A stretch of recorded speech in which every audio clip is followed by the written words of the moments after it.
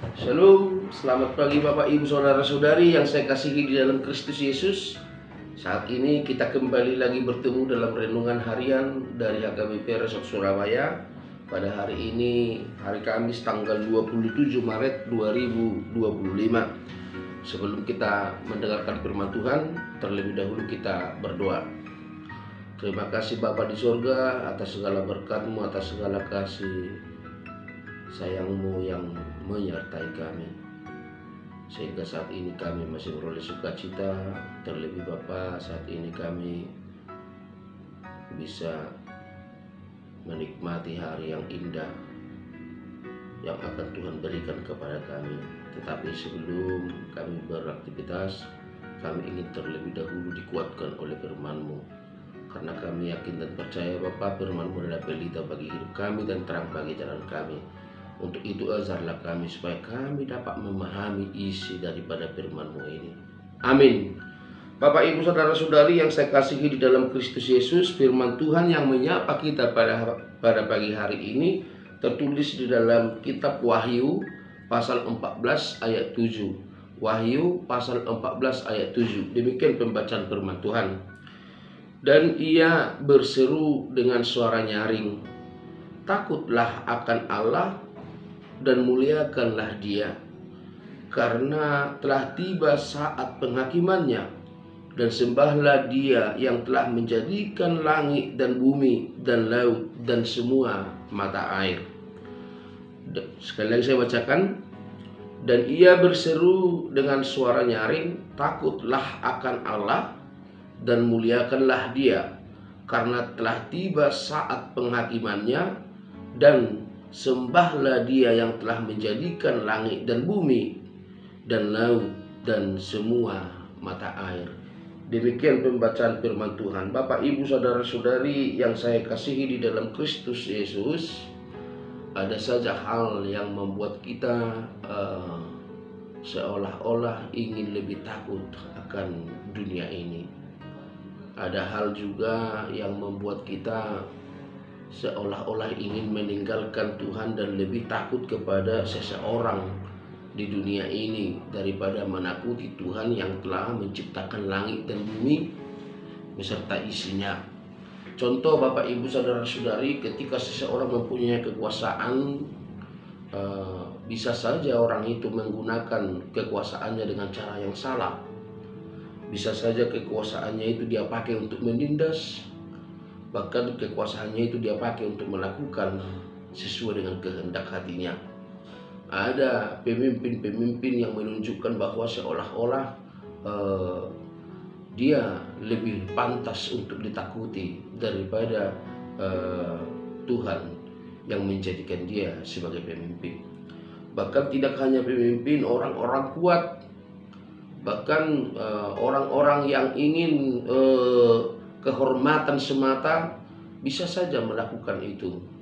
Dia lebih menginginkan kita takut kepada Dia daripada takut kepada Tuhan. Hal itu juga kita lihat dalam nats ini, Bapak Ibu Saudara-saudari, bagaimana Kaisar Domitianus mendirikan patung yang menyerupai dia dan memerintahkan orang percaya untuk menyembah patung itu. Dan pilihannya ada dua. Kalau dia menyembah patung itu, dia selamat. Kalau tidak, mati. Itu yang dilakukan oleh Kaisar Domitianus. Sehingga pada saat itu Bapak Ibu Saudara-saudari, ada banyak pengikut Kristus yang mati martir. Bahkan ada juga yang akan dibuang ke pengasingan atau ke pembuangan, termasuk juga di Yohanes yang menuliskan kitab Wahyu ini. Dia pada saat penulisan nats ini dia berada di Pulau Patmos. Dia dibuang di sana. Tetapi tidak banyak juga Bapak Ibu Saudara-saudari orang Kristen yang takut akan perintah Kaisar Domitianus dan memilih untuk taat, untuk tunduk kepadanya dan menyembah Dia. Lalu dengan itulah Bapak Ibu Saudara-saudari, Yohanes menuliskan surat ini supaya dia memberikan pastoral atau penguatan kepada orang percaya pada saat itu bahwa Tidak ada yang layak disembah selain daripada Tuhan. Tidak ada yang layak disembah selain daripada Tuhan. Ketika Kaisar Domitianus berkuasa pada saat itu sebagai pemimpin kaisar, tentu lebih dari situ Allah juga sudah melakukan dan menunjukkan kuasanya kepada orang Kristen, termasuk dengan menciptakan langit dan bumi dan laut dan semua serta juga air. Artinya hal ini dari 4 unsur yang kita lihat ini, Bapak Ibu saudara-saudari, di dalam bumi ini kita berpijak, dan hasil dari laut juga kita sudah banyak konsumsi menyambung hidup kita, dan terutama air. Air adalah unsur yang paling utama di dalam kehidupan kita sehari-hari. Ada orang mengatakan, dari medis mengatakan bahwa air itu lebih penting daripada makanan roti atau nasi. Ketika orang bisa bertahan 5 bulan tidak makan, tetapi orang hanya bertahan 5 hari kalau tidak minum air. Artinya begitu pentingnya air itu, begitu pentingnya bumi yang kita pijak ini, begitu pentingnya laut dan langit itu. Allah yang menjadikan itu. Untuk itu tidak ada yang dapat mengubah hati kita, tidak dapat apapun yang mengubah pikiran kita untuk lebih menakutkan kuasa di dunia ini. Termasuk Kaisar Domitianus pada saat itu, Yohanes mau menekankan bahwa itu tidak kekal, kerajaannya itu tidak kekal, kekaisarannya itu tidak kekal. Yang kekal itu adalah kekuasaan Tuhan, kekuasaan Allah yang bahkan menyelamatkan, menebus kita dari dosa dan kematian. Tidak ada alasan lain kita untuk lebih takut kepada dunia ini, kepada kaisar, kepada pemimpin, kepada orang-orang yang menganggap dirinya besar, kepada orang-orang yang menganggap dirinya sombong, kuat. Tidak ada alasan bagi kita untuk lebih takut kepada mereka, tetapi takut kepada Tuhan. Takut kepada Tuhan itu yang diinginkan oleh Yohanes, Bapak Ibu saudara-saudari. Nah, takut akan Tuhan itu tentu tidak seperti takut kepada seorang pembunuh. Takut akan Tuhan artinya mau menuruti segala perintahnya. Apa yang dilakukan oleh Kaisar Domitianus untuk menyiksa para orang-orang percaya pada saat itu, melempari, bahkan banyak yang sampai mati martir. Tetapi Yesus yang kita takuti ini, yang kita kenal ini adalah tokoh sosok yang paling penyayang dan paling penyabar.